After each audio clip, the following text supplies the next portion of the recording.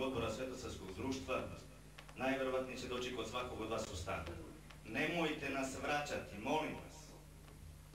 Jest da prosimo, ali prosimo za vaše, odnosno naše očeve, braću i majke.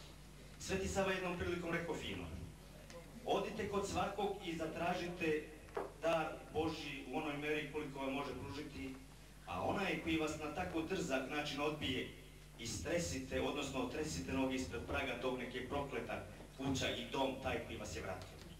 Ne preklinjem vas, niti proklinjem, ali vas molim, braćo i sestre, nemojte nas vraćati, neophodno je potrebna pomoć.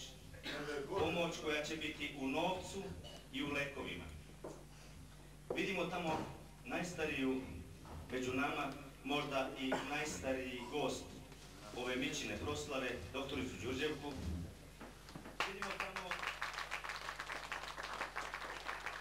gospođu Krneta, ona je Crnogorka, Crnogorci su uvijek bili prvi, kod njih nema drugih prvi, ali nema. I još vidimo ovde ovog prku što ga celo veče, što bi rekla moja braća Šiptari sa Kosova, profucira. Naša preslatka Mara, iako voli samo spominje neke brkate i neke bradonje, a ne daj Bože da se sretne sa ćelavima i čosima kao što sam ja. Ovo ne zameraš, ne. Nisi tu.